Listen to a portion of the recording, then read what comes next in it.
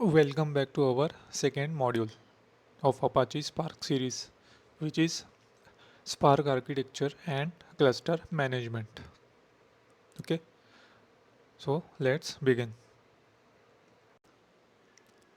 So, first question is components of Apache Spark. So, first component is driver program. So, consider it like a manager of our Spark application. It will run our Spark code and it will coordinate all the works. Okay, it will figure out what to do. So consider it like a manager. Second will be cluster manager. So as you know, in the inside your cluster, parent node will be there and many child nodes will be there, right? And each and every node will have different memory and storage. So who will decide which node gets how many memory and how many RAM? So that is decided by cluster manager. Okay, it decides which node gets how many RAM and how many memory. It is just like an HR manager or HR department in IT company, which will decide the budget and which will assign the workers for different projects. Okay, so second component is cluster manager. Now third component is executors. It is like employees working in the company, okay, who will perform actual tasks. So same way executors will be present in each and every node which will perform the job. Okay, so third component is executors which will perform the job. Fourth is task. So let's say I have to map 5 million rows in the database. So that work, it is work, right? So this big work will be converted or split into smaller tasks. Okay, so it will not directly map 5 million rows. It will converted split into tasks and each task will work on certain number of rows. Okay, so work will be converted into tasks. Task is smallest piece of work. So let's say example, in your company software developer will divide his work in small tasks. Like let's say if he wants to build any software, he will split into front end, back end, database, DevOps, etc., right? So this is same as task. Work will be split into tasks and those tasks will be processed further. Fifth one is cluster nodes.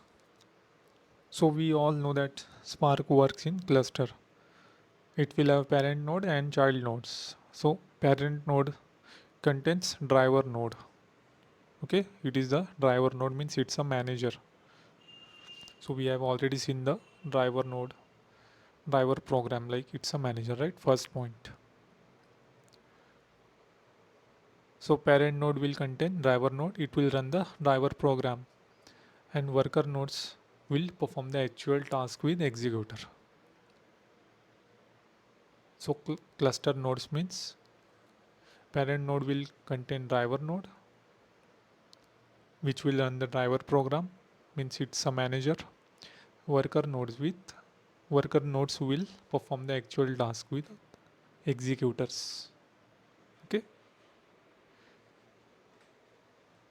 so this is driver node and worker nodes. Sixth one is you are doing all these things on what? Actual data, right?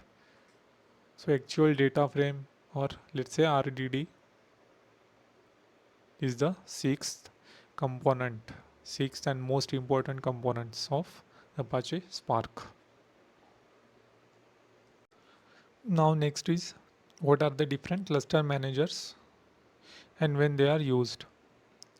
So first one is standalone.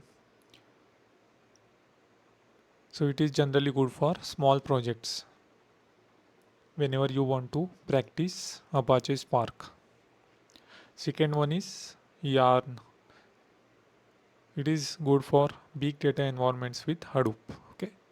Whenever you want to run Spark on big data Hadoop, that time Yarn will be used. Full form is yet another resource negotiator. Third one is Kubernetes. It's a container orchestration system. It is generally good for microservices based deployments. Generally, companies will prefer Kubernetes cluster manager. Okay, it is widely and mostly used cloud native cluster manager. So these are the three different cluster managers.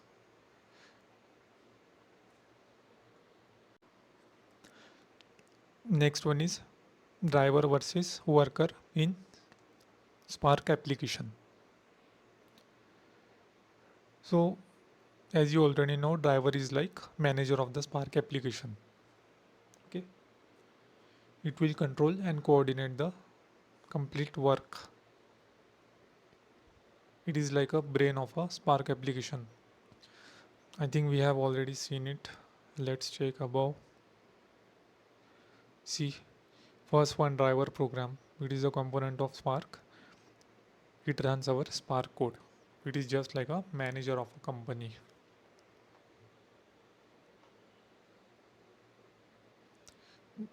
An executor is, these are the workers which actually perform the task, which actually process the data. Let's check executors. See this third one. These are the, they perform actual tasks. They will perform actual job. And they are present in all the worker nodes because task will be assigned to worker nodes only, right? So they are present in each and every worker nodes. So this is driver and executors.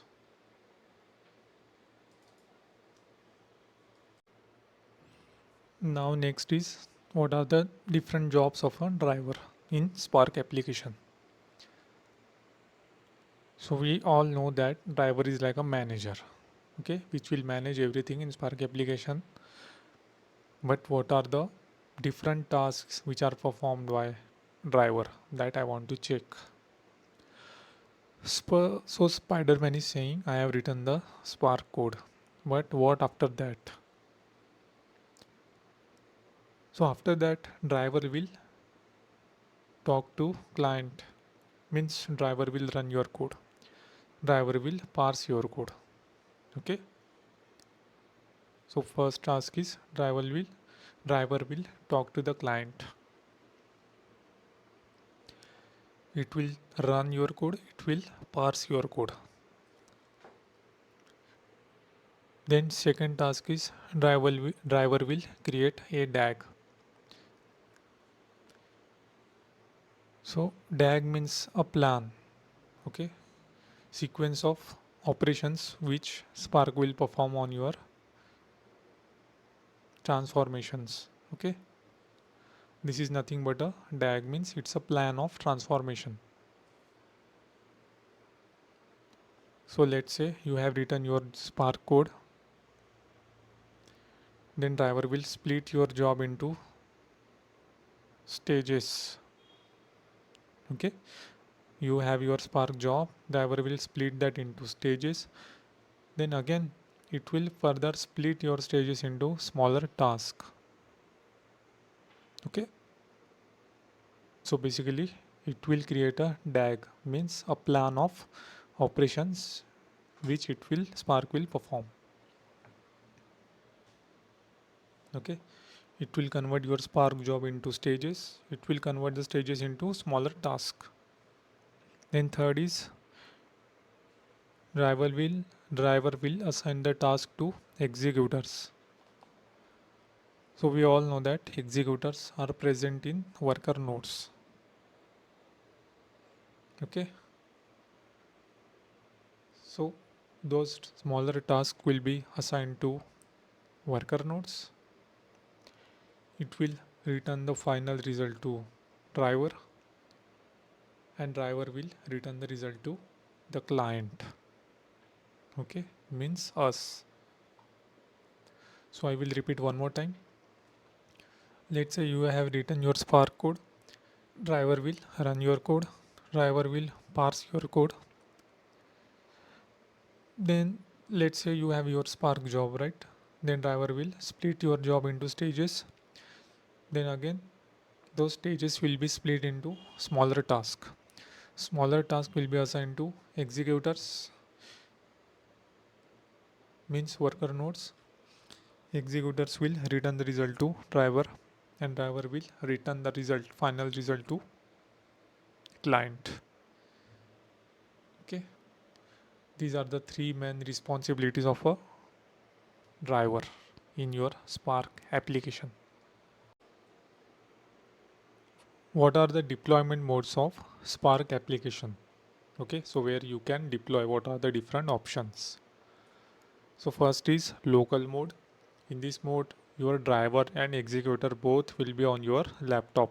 Okay, it is just for practice purpose. Okay, practice or learning purpose. You can try this local mode. Both driver and executor will be on your laptop. Next is cluster mode. So as the name suggests, both driver and executor will be on the cluster, not on your laptop. Okay. So it is generally preferred practice for production jobs. Okay, for big data processing. Because in the cluster mode, you just set the Spark job. Okay. Your work is to just write the PySpark job, and everything else will be taken care by the cluster, means driver and executor will be on cluster. So second is cluster mode.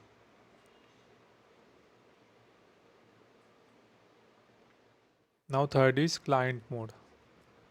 So in this case, driver will be on your laptop, but executors will be present on the cluster.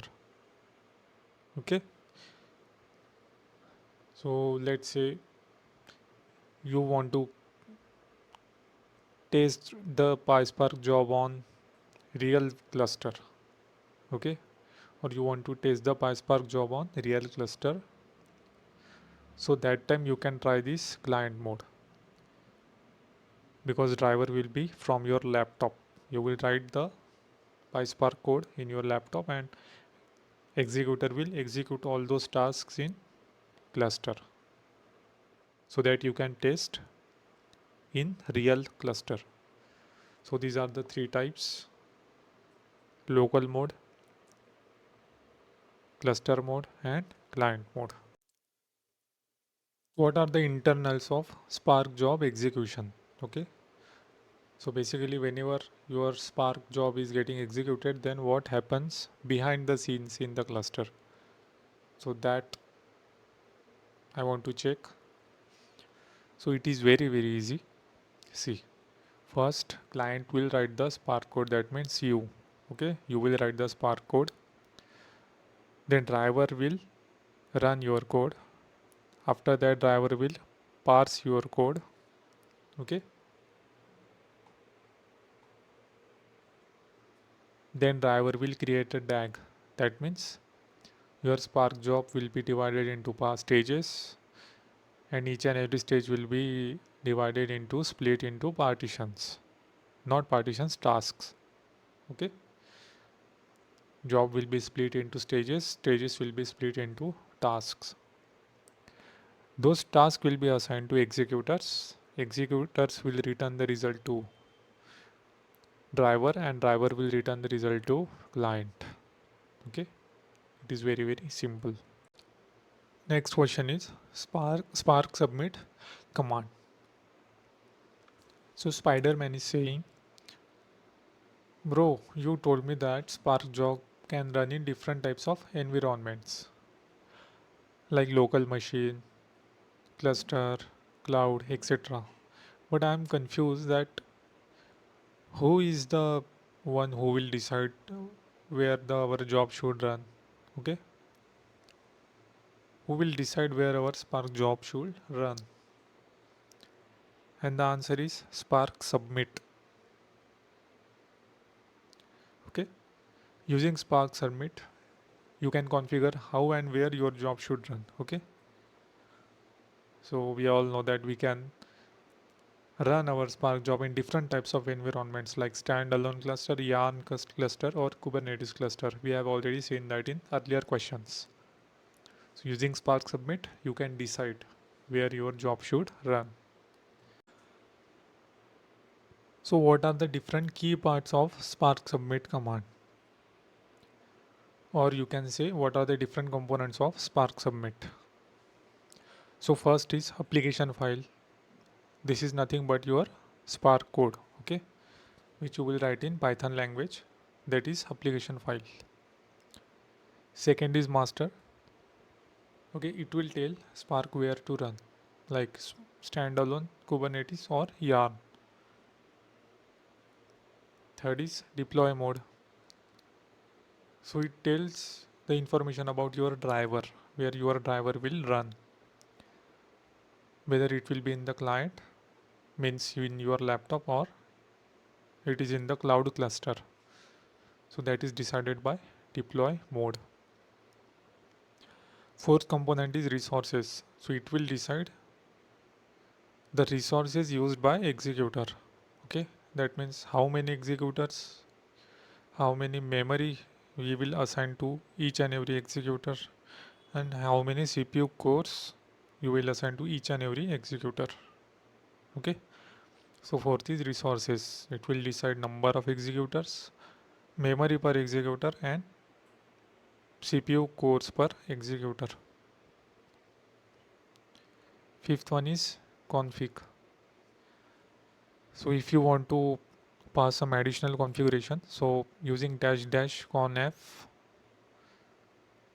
dash dash conf, okay, so you can write this extra configurations using this command. And last one is application arguments. So let's say we need some application arguments, like we will work in different types of environments like development, staging, or production.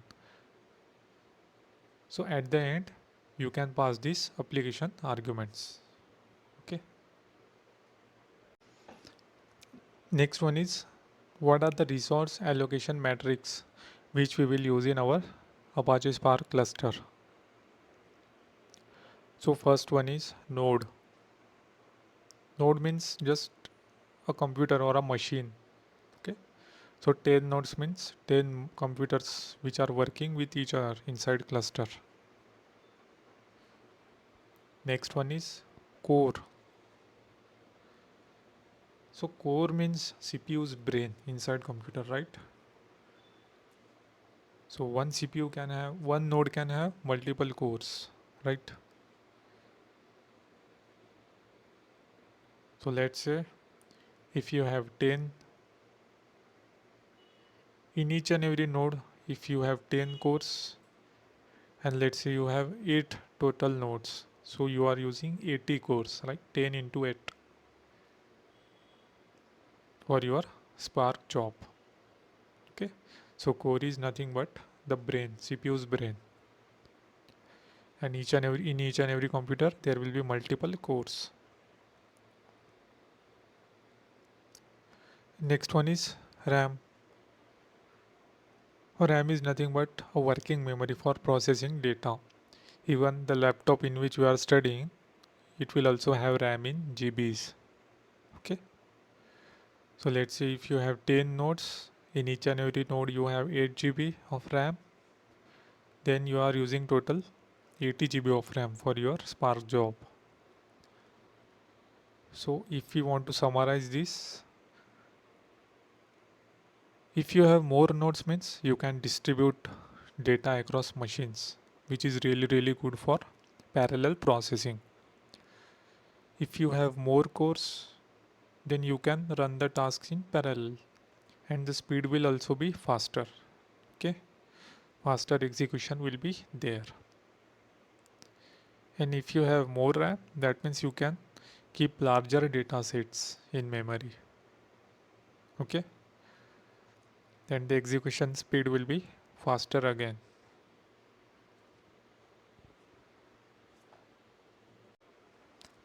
Now we will check some case study examples.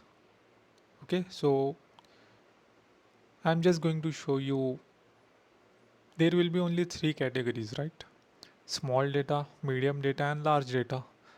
So I will just show you what are the best industry practices,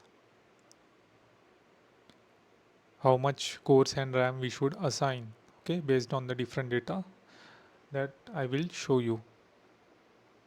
I don't know the mathematics behind it, but these are the preferred practices inside companies. So let's say if you have small data, like few GBs of data you want to process, then you can just keep one node.